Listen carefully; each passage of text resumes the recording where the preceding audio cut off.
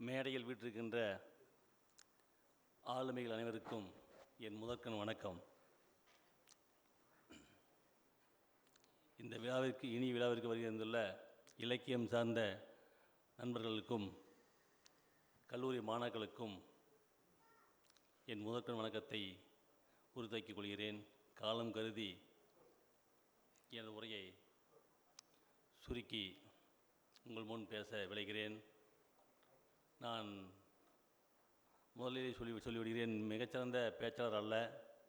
அண்ணன் பாரதி கிருஷ்ணகுமார், ஐயா தேவராஜ் ஐயா அவர்கள், கலைக்கோவன் போன்ற சகோதரர் நமது கௌதம் தண்டபாணி போன்ற பேச்சாளர்கள் பேசிய மேடையில் உங்களை ஈர்க்கும் அளவுக்கு பேசும் வல்லமை எனக்கு இருக்கும் என்று எனக்கு தெரியவில்லை. ஒரு எழுத்தாளனாக உங்கள் முன் நிற்பது கூட ஒரு விபத்தை போன்று நிகழ்வே என்று நான் எண்ணுகிறேன்.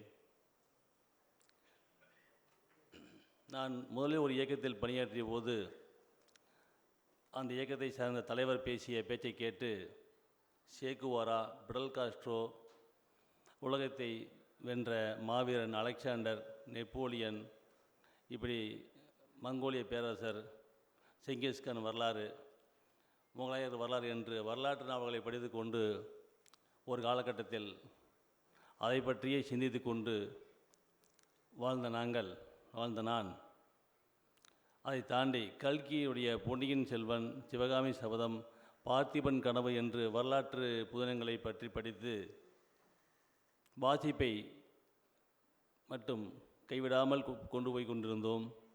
தேவாதி என்ற ஒரு நண்பர், என் நண்பர், முதலாக கீராவினுடைய கோபல கிராமம் என்ற புக்கை வாசித்து பாருங்களேன் என்று என் கைகளில் கொடுத்தார். அந்த கோபல கிராமம் என்ற ஒரே ஒரு நாவல் மட்டும்தான் நவீன இலக்கியத்தின் பால் நான் முழுக்க திரும்ப காரணமாக அமைந்தது. அந்த கோபல கிராமம் கதையை படித்த பிறகு அவர் தொடர்ந்து எனக்கு பூமணி எழுதிய பிறகு அதற்கடுத்து சாயல கிராமம், கந்தசாமி அவர்கள் எழுதிய சாயல கிராமம், அதற்கடுத்து அசோகமித்திரனுடைய ஒற்றன், தண்ணீர் என்று நல்ல சிறுகதைகளை பரிந்துரை செய்தார். காலச்சூடி என்ற பத்திரிகையில் அவர் ஆசிரியராக இருந்த பொழுது நான் அடிக்கடி சென்னை நோக்கி பயணம் செய்து கொண்டிருந்தேன். அது சென்னையில் அவர் அப்பொழுது அங்கேயே இருந்து புதுயுகம் டிவி சேனலில் ஒர்க் பண்ணி கொண்டிருந்தார் தேவபாரதி அவர்கள். அப்பொழுது நிறைய புத்தகங்களை கொடுத்தார். டால்ஸ்டாயினுடைய போரும் அமைதியும், லியோ தஸ்தேவங்கியினுடைய அசரன் என்ற நாவல்கள் என்றெல்லாம் உலக இலக்கியங்களை எனக்கு பரிந்துரை செய்தார். அவரோடு சேர்ந்து பயணிக்கும் பொழுது நிறைய நாவல்களை நான் படித்து கொண்டிருந்தேன். கொரோனா என்ற ஒரு தொற்று உலகத்தை ஆக்கிரமித்த போது நாவல் என்னை அந்த நாவல்கள் எனக்கு மிக உறுதுணையாக இருந்தது. அப்போ தொடர்ந்து வாசித்து கொண்டிருந்த அந்த காலகட்டத்தில் காணாசுடைய நாவல் பொய்த்தேவு படிக்கும் பொழுது மட்டும் ஐயா பாரதிகிருஷ்ணம் ஐயா சொன்னதைப் போல தொடர்ந்து வாசித்தன் பலனாக ஒரு கதை எழுதலாம் என்ற எண்ணம் தோன்றியது. முதலில் வெளியில் சொல்வதற்கு கொஞ்சம் கூச்சமாக இருந்தது, எழுதுகிறேன் என்று எழுத ஆரம்பித்தேன். ஒரு 4-5 அத்தியாயம் எழுதி வைக்கல் பாலு அவர்களிடம் கொடுக்கும் பொழுது நன்றாக இருக்கிறது, தொடர்ந்து எழுதுங்கள் என்று ஊக்கப்படுத்தினார். இருந்தாலும் நான் வெளியில் சொல்ல கொஞ்சம் கூச்சப்பட்டு கொண்டே நாவலை எழுதி முடித்தேன். அடுத்து என் மனைவியின் தோழி அவர்களிடம் கொடுக்கும்போது அவரும் நன்றாக இருக்கிறது என்றார்.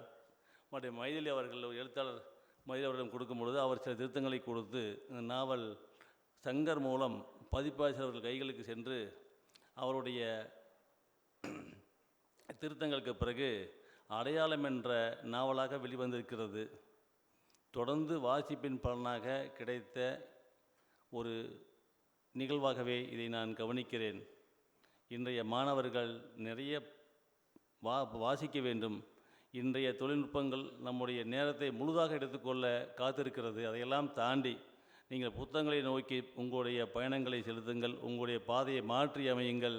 தமிழ்நாட்டில் இந்திய நாடு உங்களுடைய எதிர்காலம் உங்கள் கையில் மட்டுமல்ல, இந்த நாட்டின் எதிர்காலமே உங்கள் கையில் இருக்கிறது என்று கூறி எனக்கு வாய்ப்பளித்த நல்ல உள்ளங்களுக்கு நன்றி கூறி விடைபெறுகிறேன். நன்றி, வணக்கம்.